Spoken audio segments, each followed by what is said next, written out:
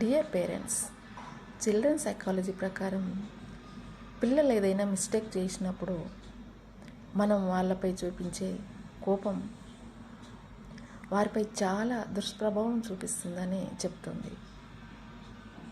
మరి ఎలా? ఉదాహరణకి మనకి ఎప్పుడు కోపం వస్తుంది పిల్లలపైన? మనకు నచ్చినట్టు వాళ్ళు నడుచుకున్నప్పుడు, హోంవర్క్ చేయనప్పుడు, ఏదైనా పిల్లలతో పోట్లాడినప్పుడు, అల్లరి చేసినప్పుడు కదా. అప్పుడు మనము ఏదైనా టాయ్ని బాబు పగలగొట్టినప్పుడు మనము ఆ పగిలిపోయిన టాయ్ మీదనే మన యొక్క కోపాన్ని చూపించాలి, కానీ పిల్లాడి మీద కాదు.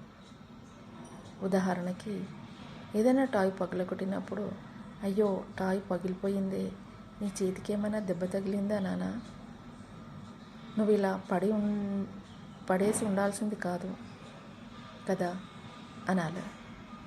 అంతేకాని ఎందుకు ఇలా చేశావు, ఏంటి ఇదేనా నీ పద్ధతి, నీ తీరు ఇదేనా, బుద్ధి లేదా, ఇలాంటి మాటలు, పెద్ద పెద్ద వర్డ్స్ వాడకండి.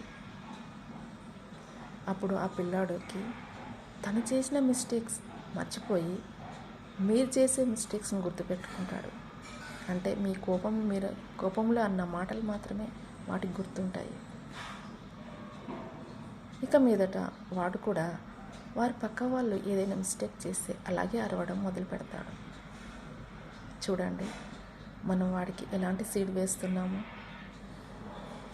సో పేరెంట్స్, ఇక మీదట కోపం తెప్పించే పనులు మీ పిల్లలు చేశారంటే మీరు కొంచెం పాజ్ ఇవ్వండి.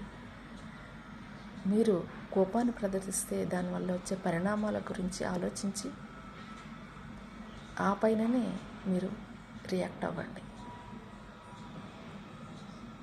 Thank you.